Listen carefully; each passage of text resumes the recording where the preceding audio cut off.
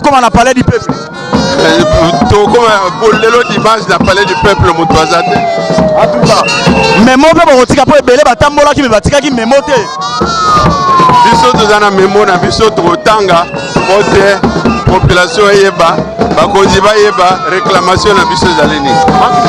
Merci beaucoup na babino gloire boso betozo tambola tozana ba ndekotele na ba papa sinenge bozo mona merci tozo continuer tozo soit peu ba fidèle ba bazo tambola to pusani pembe na mama nza na posa ya kolobate pe ma ezali ensemble toza vraiment na basango to ebite. Est-ce que papa a concentré? Bonjour Neko. Bonjour Neko. Oza na marche à l'élo raison ni no tambolela. Raison ezali c'est moko. Toleki na 3 pour cycle électoral ya mabe na Congo na mboka na biso. Alors cette fois-ci, jamais tokoki kotika bato des individus va prendre Congo en otage. Yango biso lo tempo na koloba non na Rosa Malonda à la tête ya Seni. Comment ça fait-il na mboka nini o bomoni? Bapesi mutu change ya Seni après résultat moko ya tricherie électorale pour auditer même pas toi pour appeler ça qui est mbongo asali nangoni. Alors biso le longo na président la biso Martin Fayulu nous avons réclamé juste to bana ba réforme ba institution to auditer na nous Seni o ezala ki liboso et puis donc il y a ba réforme ba institution le peuple congolais azala besoin de élection kitoko et ko pesa ye résultat malamu nous avons besoin en tout cas maman quoi Bolanda, Tolanda, caméra Tozonga, c'est bon. Bozomona wana, les naïfs sinon marche chez eux salama, bazotambola pacifiquement et puis baza encadré par la police. Balobi bango mobulo ezate destination eza tina triomphale, kuna ne place barotanga memo na bango bonjour papa. Balobi soyez image maman quoi. En tout cas, yaka maman lembi étouffement. Maman Kouei ba ucho ebisa biso parce que étouffement ezali tozo nisima bolanda nga ensemble tozo kende kolanda place étouffement salami bozo mona bino moko marche comment batamboli mingi maman tolinga to solola na ye o asenga ki étouffement moyen zate po bomona que non pour na mboko yo il y a des gens au baza prêt ko sacrifier vie na bango. Pour la mboka, il y a des gens au bazar prêts pour sacrifier ma vie na bango. Le la maman, yewana tolinga qui interviewé maman lobi que moyen te paiement. Mais bon moni ndenge maman et moko akwei sans plus tarder. Ngawa bino gloire boso be autre madi bosobal. C'est bien bon, va protéger maman. Yango bon moni que maman bazo côté déjà na mutuka parce qu'il y a des gens au bazar prêts pour sacrifier vie na bango pour na mboko le la maman ndenge bon moni maman. Maman tamboli ti esimbite akwei. Yango to sa bonjour papa. Nini bilili bosokuna. Bolobini. Motuna kaka moko mwa mibale par rapport à marche papa raison na bino ya kotambola mokona lelo. Toza kotambola lelo pona mapona mabe ya Ronsard. Oyo azali mobomi. Na baninga na ye ya maponomi elekaki na 2018. Toza komono ya mibale toza kotamba pona mibeko misato ya mabe wana oyo elingi etwa bazizi batia bango na kati na libenga na bango o balobaka na lopoto l'indépendance de la justice n'est pas négociable. Ya suka tozali pe kotia maboko papa mokonzi na initiative na ye oyo azwi alobi makambo mango na zongisi yango na parlement kuna mais toza kotia ye soutien pour qu'elle jusqu'au bout na ba réforme mais yambo la réforme de la justice. Donc bilo ozomona ke non ndenge za wana mokonzi mboka za bloqué quelque part na makambo azo sala. Mais toza komona ngo kanga mon côté ata mona mugaza komona ke bakotia ye kokoso na misala za kosala. Bakotia kokoso. Nani wana papa? Mais papa makambo to kaki ke o elisanga basanganaka na ba o babomi mboka pendant 18 ans. Mutoza kopesa kokoso. Mais ton dibia mokonzi na biso, il est le président de tous les Congolais, mais toza kotie maboko ya malamu, yango to kotie maboko. Oyo pesa ipe moi soutien au chef de l'État. Na ba initiative ba ko zoa pona ko réformer ba institution na biso. Voilà l'objet né on a le poto ya ko tambo biso to tamboli lelo.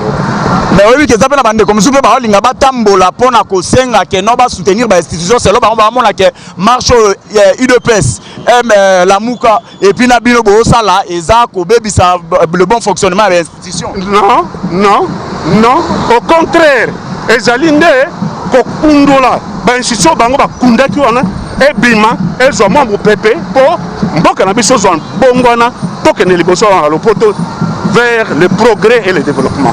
Un message na chef de l'État, ce cas Zolanda, on a minute, on a autorité compétente. Le chef de l'État, merci papa.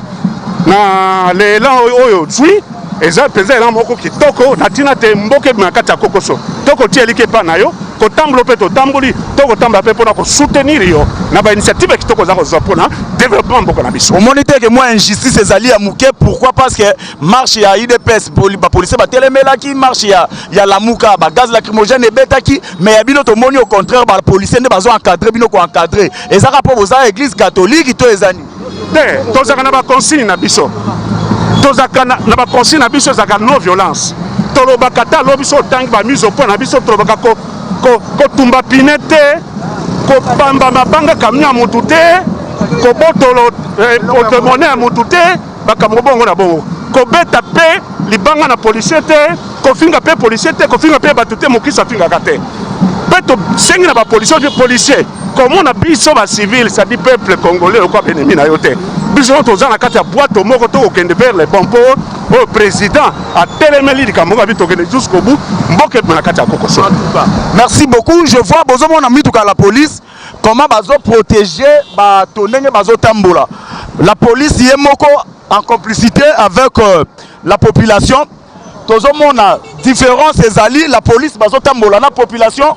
On voit bakonzi ya la police bango moko baza na kati ya marche bazo battre la population malgré na habité papa soki azali na moi moyen papa lobezate nga bino gloire boso benenge na yesi bino tozo kota partout mais je crois que non bomoni déjà la police nenge bazo encadrer.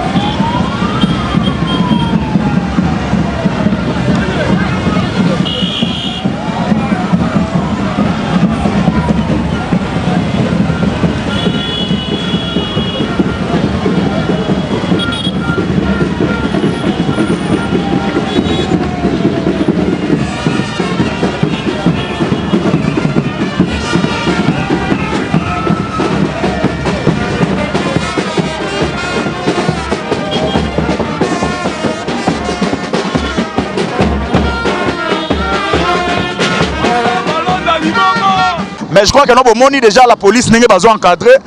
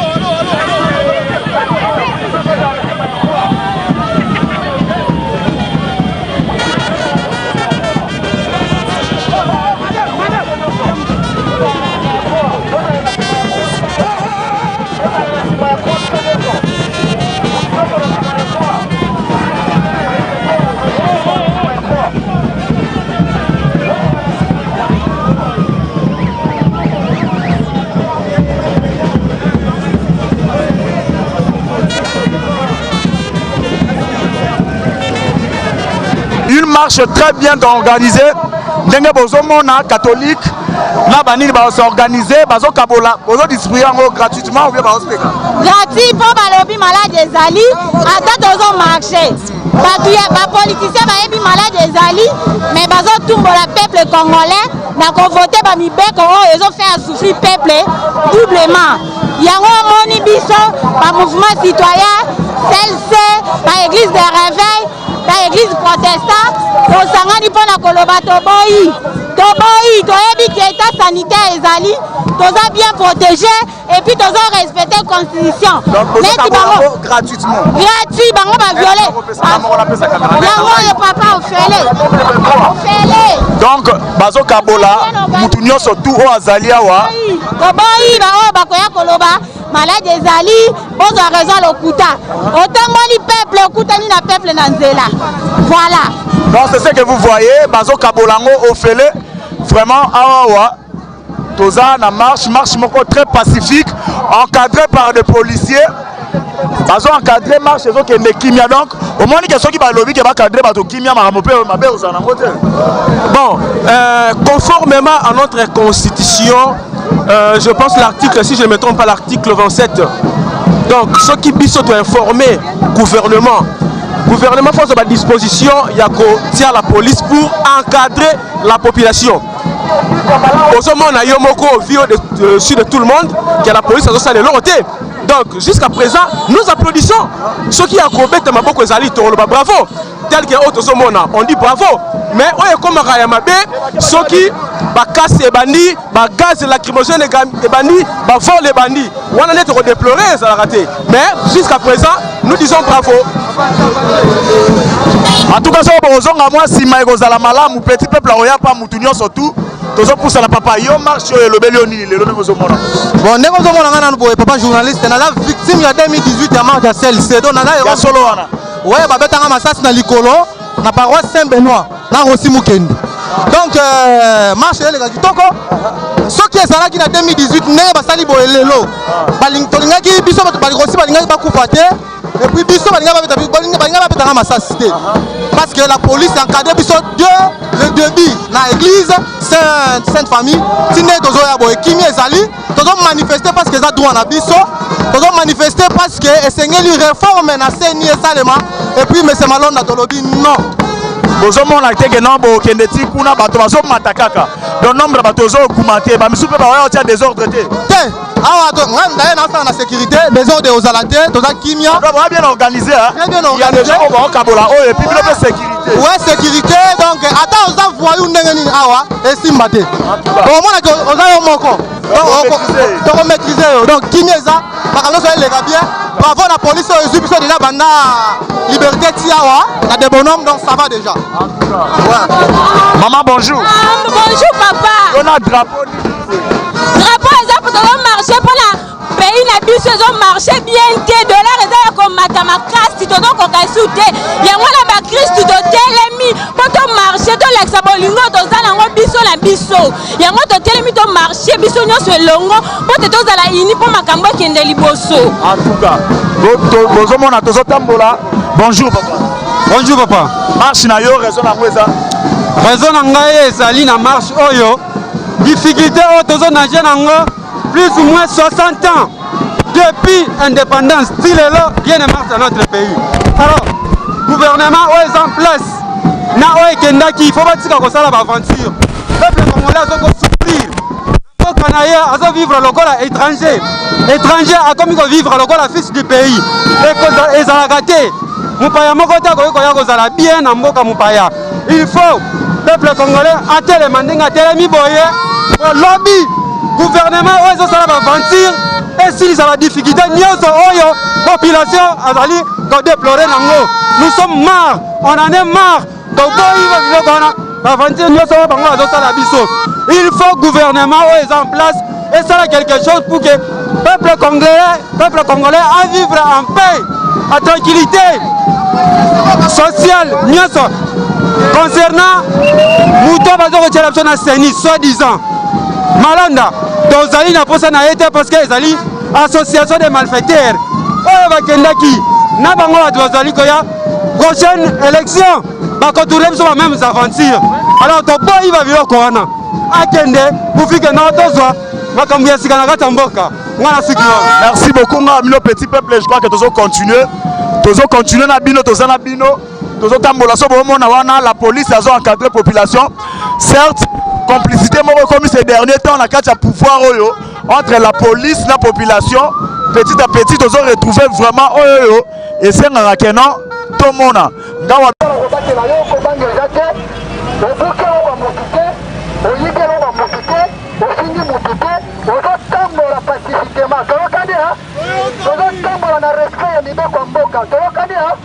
alors totambola ndenge marche ezalaka eza marche pacifique eza course de moto te ok banakango oyo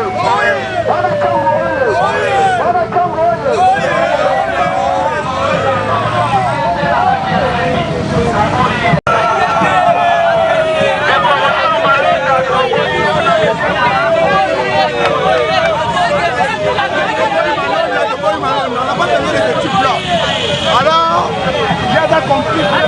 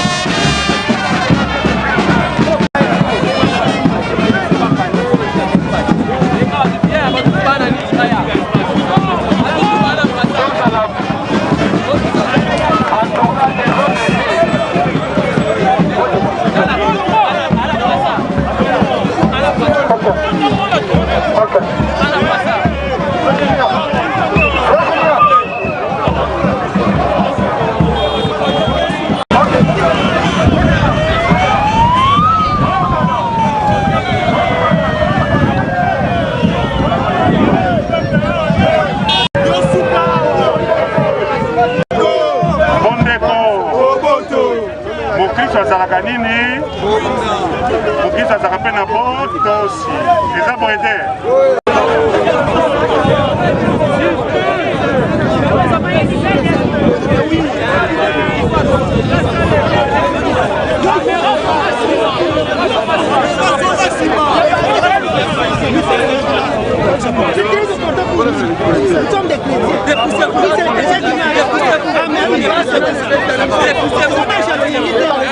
C'est bon.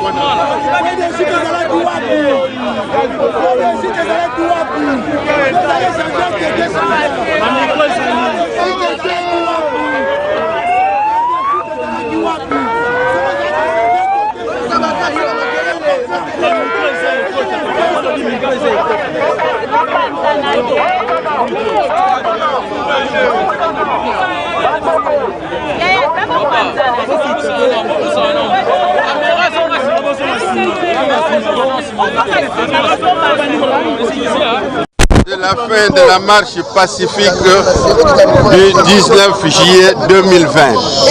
Mais il faut que je lise.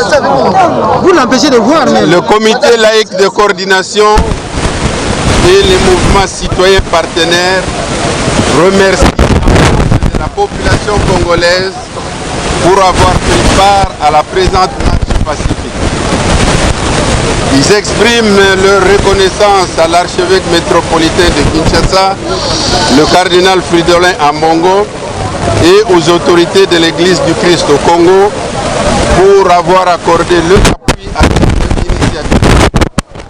Nos remerciements s'adressent aussi aux partis politiques et à toutes les forces sociales qui ont pris une part active à la réussite de cette manifestation populaire par la mobilisation de leurs membres.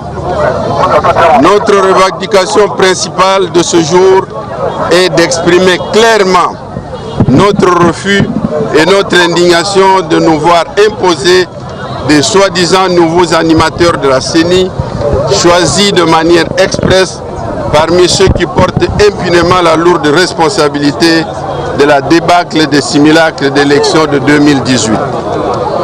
Un tel comportement est non seulement une manière d'accorder une prime au chaos électoral passé, il est surtout une insulte à l'égard de notre peuple pour tant de sacrifices consentis jusqu'à payer au prix du sang le droit de désigner librement ses représentants à tous les niveaux de charges publiques électives. Nous exigeons, avant toute désignation d'une quelconque nouvel animateur, d'abord l'audition et l'examen du rapport d'activité de l'équipe sortante de la CENI, y compris l'audit des comptes et des dépenses effectuées conformément à l'article 52 de sa loi organique. Nous exigeons ensuite la révision de cette loi de la CENI au vu des difficultés ou des déficiences qui seront constatées au regard des attentes des électeurs. Une autre revendication majeure joie la décision du président de la République de ne pas cautionner l'entérinement irrégulier du candidat qu'on avait voulu imposer à la tête de la CENI. Cette démarche va dans la bonne direction. Aussi, le CLC encourage-t-il le chef de l'État à continuer de faire montre d'un sens élevé d'écoute des aspirations légitimes du peuple et surtout à persévérer dans la même direction pour toutes les autres revendications ayant justifié notre mobilisation ainsi que celle des autres forces vives et politiques de la nation. Pour sa part, le CLC ainsi que les mouvements citoyens partenaires tiennent à rassurer l'ensemble de notre peuple qu'il reste mobilisé jusqu'à l'aboutissement de nos exigences par toutes les institutions de la République, notamment l'Assemblée nationale. Vigilance citoyenne oblige. Le CLC et ses partenaires se réservent le droit de renouer avec la rue par d'autres marches pacifiques si les revendications légitimes de notre peuple ne sont pas entendues jusqu'au bout. Fête à Kinshasa ce dimanche 19 juillet 2020 pour le comité laïque de coordination, le coordinateur national, professeur Isidore Ndaïwel Ntiem. Je vous remercie. Merci.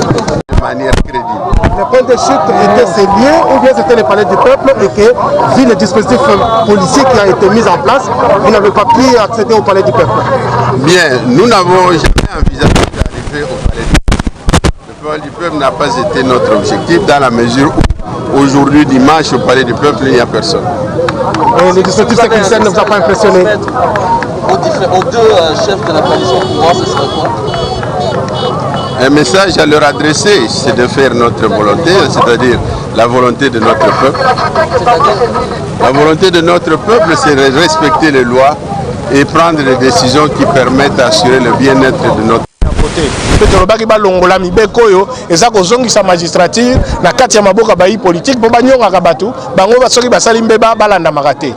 Nyonso wana esali ete sikoyo totia makambo nyonso na pole na alima nyonso tu ekende banda ebandeli tisuka pe babongolo mibeko ya seni po yango nde ekosala tokende na solo.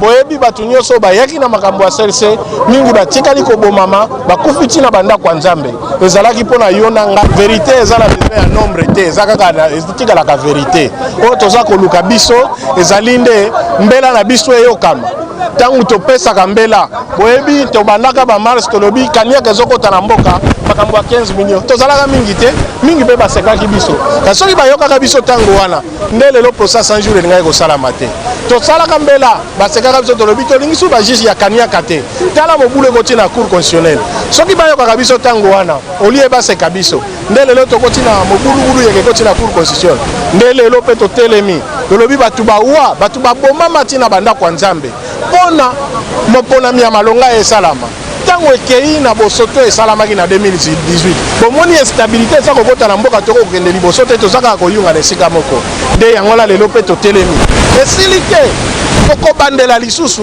soki mbela oyo topesi eyokami te tozoloba mbela ezali babongolo mobeko eza kosala seni ti lelo eza na ndenge ya malamu te mpona kopesa yango bonsomi emema mpenza makambo ndenge tolingi toyoka rapport ya seni ya Corneille Ndaka mpe audit esalama na cour des comptes na makambo etali nkita ya mboka oyo bazalaki kosala yango mpona kosunga baélection.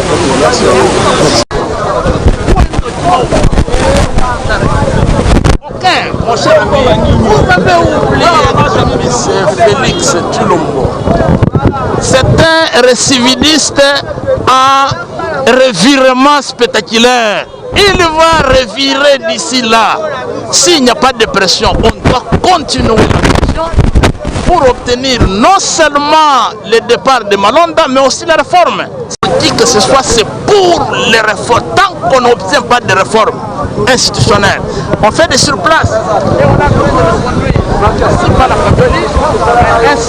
un simple transfert de dépendance individuelle des institutions de la République. Donc on ne peut pas accepter ça. Les élections avec l'éviction de certains gouverneurs. Vous faites quoi? Parce que la loi portant organisation et fonctionnement de la CENI fait du FCC ou du PPRD la majorité des membres à la CENI. Si vous ne faites pas les réformes, c'est que c'est juste le déplacement de personnes, mais la philosophie reste la même. Il faut faire des réformes pour changer la loi organique portant organisation et fonctionnement de la CENI. Il faut faire des réformes pour changer la loi électorale. Il faut faire des réformes pour auditer les finances de la CENI. Mais vous avez oublié qu'un an a géré $1 milliard. Camer est en prison pour combien de millions? On a parlé de 48. Mais un homme qui a géré $1 milliard, vous ne voulez même pas faire un moindre contrôle. Mais il faut aussi auditer les opérations électorales. Comment on a pu, jusqu'à ce jour, publier les résultats des élections sans jamais publier les résultats bureau de vote par bureau de vote? C'est une exigence légale. L'état de droit ne signifie pas sélectionner les dispositions de la loi qui vous plaisent et sacrifier d'autres.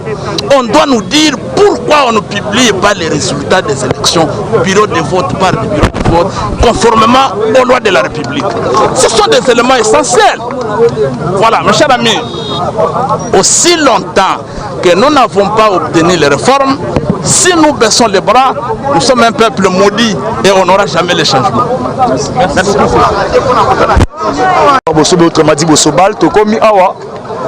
tomoni place la muka asuki awa esi église catholique asuki awa alobi que objectif na ezala quitter akoma palais du peuple parce que bien que le dimanche palais du peuple ezala batute bazakuna et tomoni kuna pe ba policier batie barrière ka place batie la ki Jean-Pierre Bemba pona la population qui est basuki awa alors to sepele les qui ba encadrer population de là-bas jusqu'ici et puis bango mo ba pesi bango place o ba ko vendre pour batanga memo na bango essentiel les alaki que non la presse était là tout alaki na on a marche tout tamboli na on zela moko ti to komi awa mona yo ko zalani par rapport à marche o salami lelo.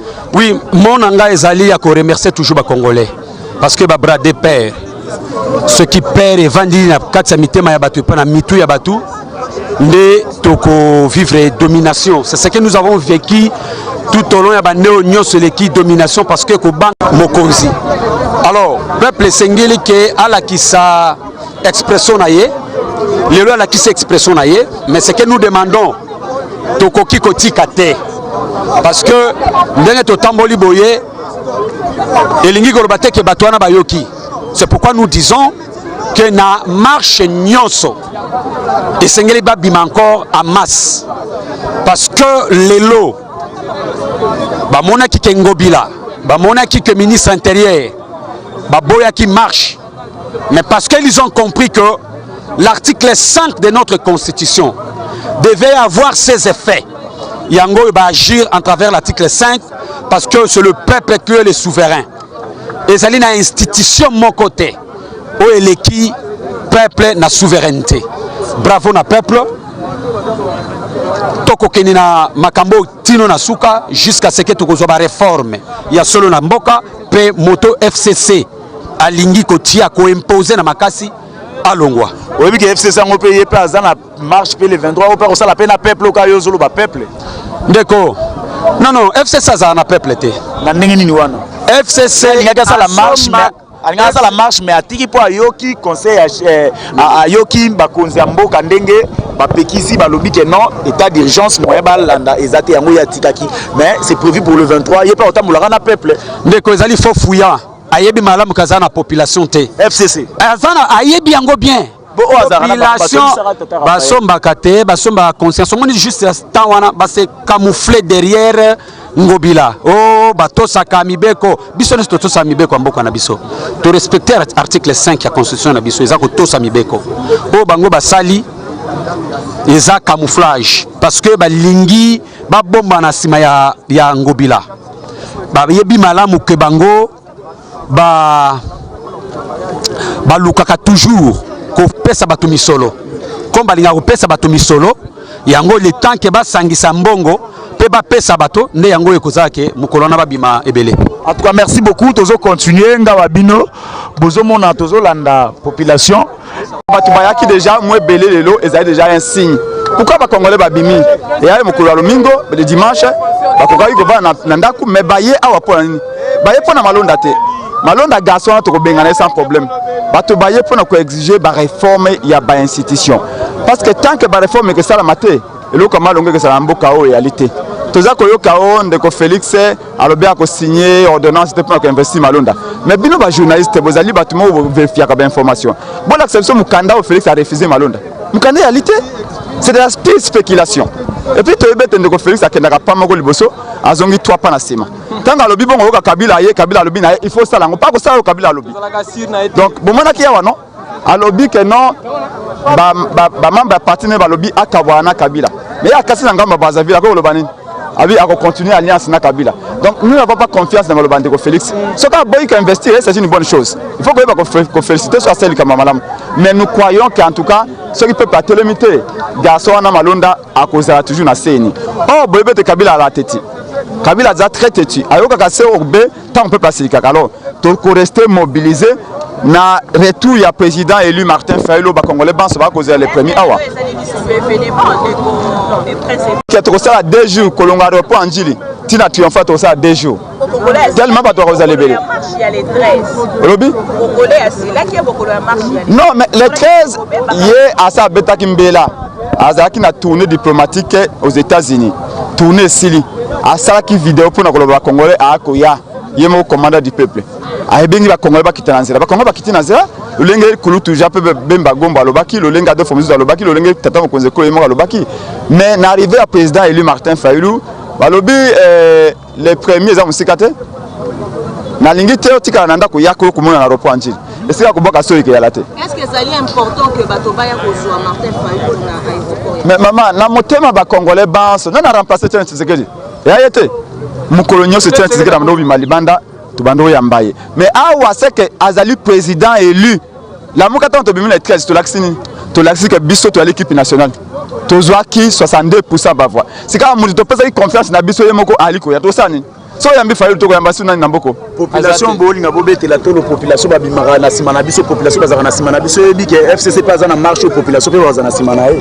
ndeko na ngai mais ba reporter marche na mopani soki FCC babimi 10000 na kokata loboko na ngai bien to luka yo kata loboko so babimi bango po babimisa même 5000 personnes faut batia $1 million nana ko marche na bango nani jeune congolais conscient ba pauvre biso tokoka kobala te misale yalité Kabila bebisi ekolo kaka te abebisi na bizali ya ba congolais nani un jeune congolais ko souffrir lelo oya za incapable même ko somba même ata lipa na tongo a marche na FCC pour na Kabila nani balingo yena no ko ta marche à FCC muta ko marche na FCC yalité ba jeune na Congo bakosa mingi mbala oyo tokomona Shadar yemo kwa amwena bana na ye tokomona Minaku na bana na ye Kabila yemo na kinga kasi na ba soda na ye bakoya ko marcher nana ko marcher na Kabila za la peuple te na FCC to peso rendez-vous tata mokonzi kolo akozonga les premiers yaka ko ta na aéroport Njili mukolo ko comprendre 62% to pesa kié ezala ki masekite maloba na ya suka par rapport à marche merci beaucoup de sur le vidéo déjà voilà hein rendez-vous les premiers hein les premiers boya hein en tout cas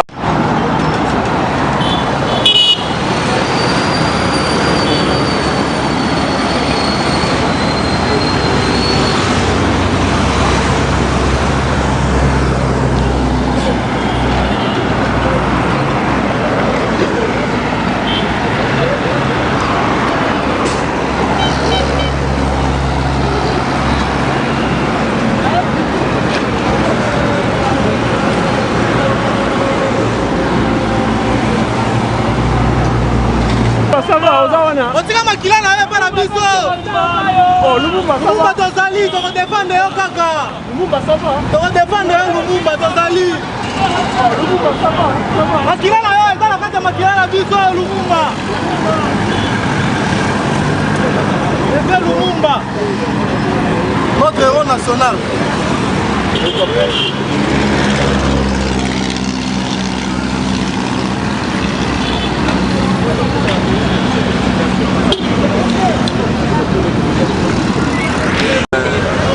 Nous encourageons également la police nationale congolaise qui a fait preuve aujourd'hui nous appuyer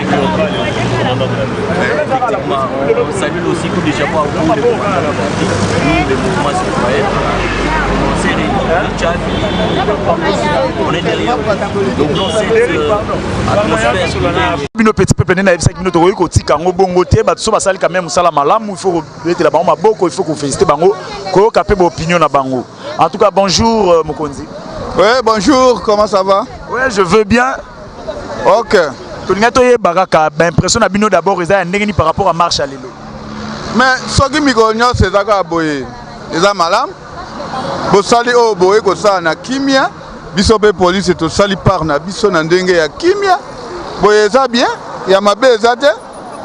Mais tout le monde bino lelo bo encadrer population na suka ya ba bande de population la police atandami suka bo la police atandami ba otambola malamu na IDPS bo salango te na lamuka bo salango te za par rapport ya po eza église to eza nini yango bo sali bongo to boyoka ba consigne police azwaka toujours attitude ya ba manifestant soki ba manifestant baza pacifique nous n'avons aucune raison ya ko tia soki nini koluka ba désordre te toko tia nde kimia toko cadrer bino normalement ki ba bandi mabanga ko frustrer ba policier comme si toko mi banguna na bango est-ce que ça a un problème et puis toko luka to rétablir kaka ordre et sili hein en tout cas les autres se peli to féliciter la population kimia to féliciter la population to féliciter na bino journaliste pour encadrer makambo très bien les aka bongo eza mabe te. En tout cas, biso peut te féliciter bino na mosala bosali oyebi ke